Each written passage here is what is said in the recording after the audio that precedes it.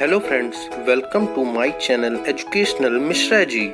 तो भारत में 25 मई को लॉकडाउन स्टार्ट हुआ था और कई राज्य ऐसे हैं जहां उससे पहले स्कूल बंद कर दिए गए थे। लेकिन स्वीडन जैसे देश ने तो लॉकडाउन में सारे स्कूल बंद भी नहीं किए थे और चीन ने सबसे पहले खोले। अब संक्रमण से बचाव के लिए स्कूलों में बच्चों को पहला और बड़ा सबक हाइजीन को लेकर सिखाना है।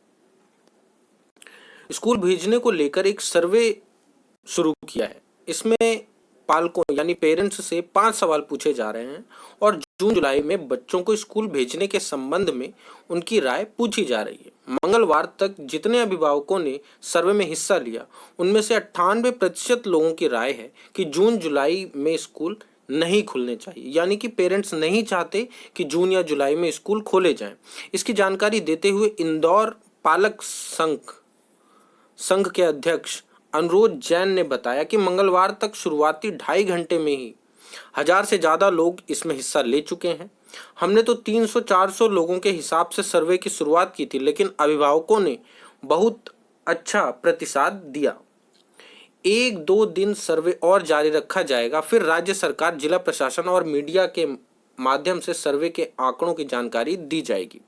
अध्यक्ष ने बताया कि 67% अभिभावक यह मानते हैं कि यदि स्कूल में बच्चे की तबीयत खराब होती है तो उसकी जवाबदारी स्कूल प्रबंधन की होगी। इसमें सरकार या अभिभावकों को जिम्मेदार मानने वाले कम हैं।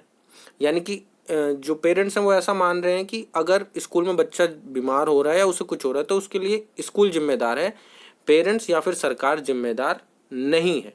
यानी जो भी है सारी प्रॉब्लम स्कूल की है। तो पालकों की राय के लिए जो 5 सवाल हैं वो ये हैं। क्या कोरोना के चलते जून जुलाई से बच्चों को स्कूल भेजना चाहिए? दूसरा है, यदि स्कूल में बच्चों में स्वास्थ्य संबंधी समस्या उत्पन्न होती है तो जिम्मेदारी किसकी होगी? क्या कक्षा 1 से 5वीं तक के बच्चों को स्कूल नहीं आने की स्वतंत्रता मिलनी चाहिए? क्या बड़ी कक्षा के बच्चों यानी कि कक्षा 6 से 12वीं के बच्चों को भी ऑनलाइन ऑफलाइन के मिश्रण से पढ़ने की स्वतंत्रता मिलनी चाहिए? इस मुद्दे पर आप राज्य सरकार के कार्य से कितने संतुष्ट हैं? अब इस पे पालक बोले, स्कूल में जगह कम हो तो इस बार नए प्रवेश नहीं दें।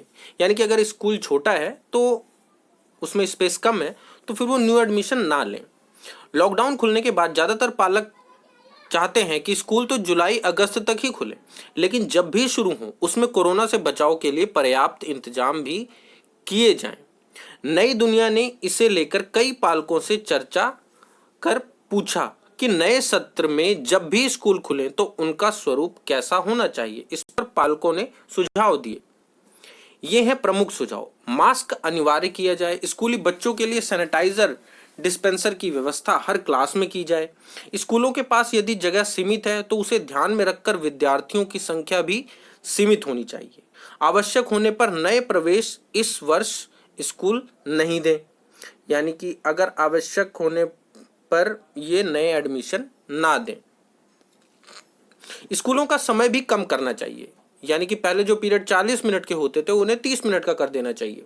स्कूली बसों में बच्चों की ओवरलोडिंग ना हो। जैसे कि आप लोग नॉर्मली बसों में देखते हैं 42 सीटर बस है, लेकिन उसमें बच्चे 50 से भी ज़्यादा ये लोग भर लेते हैं और 2 की जगह में 3 से 4 बिठा लेते हैं। इसके लिए स्कूल के 5 किलोमीटर क्षेत्र में रहने वाले बच्चों के लिए तात्कालिक यह सुविधा बंद हो। यानी कि जो 5 किलोमीटर के रेडियस में बच्चे रहते हैं उनको स्कूल बस की सुविधा नहीं मिलनी चाहिए। स्कूलों में शौचालयों की संख्या बढ़ाई जाए। यदि तात्कालिक रूप से निर्माण संभव नहीं हो तो अस्थायी शौचालयों का निर्माण स्कूल अनिवार्य रूप से करे। स्कूलों में सभी कक्षाओं का एक साथ भोजन अवकाश बंद कर दिया जाए। अलग अलग कक्षाओं के लिए भोजन अवकाश भी अलग अलग रखें, जिससे मेस में भीड़ जमा ना हो। यानी कि दोस्तों, जैसे बच्चों का स्कूल में लंच जो है एक फिक्स टाइम पे होता है तो पूरे स्कूल का लंच उसी टाइम होता है। तो इससे क्या होता है कि अगर स्कूल में कैंटीन है या मेस है तो वहाँ पे भीड़ हो जाती है। तो इसके लिए सुझाव दिया गया है कि उनकी जो टाइमिंग है वो अलग अलग होनी चाहिए। चलिए अब सीबीएसई से रिलेटेड कुछ बातें देख लेते हैं जो एग्जाम होने वाले हैं। बात यह दोस्तों, सीबीएसई बोर्ड की पेंडिंग परीक्षाएं कुछ ही समय में होने वाली हैं। इसके साथ ही इवैल्यूएशन का कार्य भी आरंभ हो चुका है।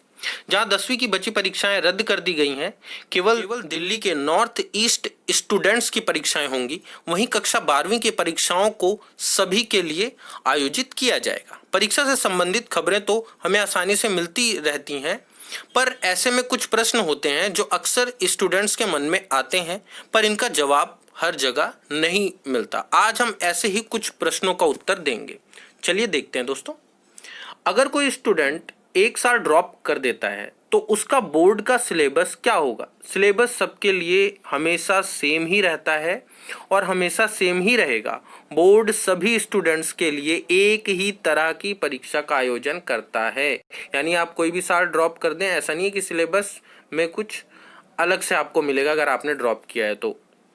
अगला प्रश्न आया था एक स्टूडेंट का दोस्तों, क्या कोई स्टूडेंट एक साथ इम्प्रूवमेंट और एडिशनल सब्जेक्ट एग्जामिनेशन में बैठ सकता है? नहीं, इसकी परमिशन बोर्ड नहीं देता है। अगर कोई स्टूडेंट इम्प्रूवमेंट एग्जाम में बैठ रहा है तो वो साथ ही में एडिशनल सब्जेक्ट नहीं ले सकता। क्या इवैल्यूएशन या वेरिफिकेशन के बाद अंक बढ़ते हैं?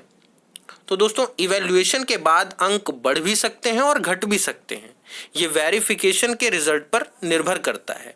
यहाँ यह ध्यान रहे कि अगर वेरिफिकेशन के बाद अंक कम हो जाते हैं तो कैंडिडेट को कम अंकों को ही स्वीकार करना होता है। यानी कि वेरिफिकेशन या इवैल्यूएशन के बाद जो भी अंक रह जाते हैं आपको वही स्वीकार करना पड़ेगा। ऐसा नहीं कि कम हो गए तो आप कहोगे नहीं पहले वाले ही ठीक थे। क्या वेरिफिकेशन के बाद नई मार्कशीट मिलती है?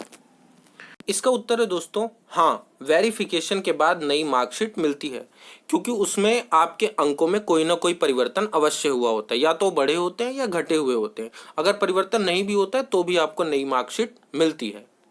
एक प्रश्न ये था दोस्तों कि क्या मैथ्स में जो क्वेश्चन आते हैं उसमें जो स्टेप वाइज हमें करना होता है, उसमें जो स्टेप्स होते हैं अगर वो हम मिस कर दें तो क्या उसके नंबर कटते हैं? हाँ, मिसिंग स्टेप्स के नंबर काटे जाते हैं।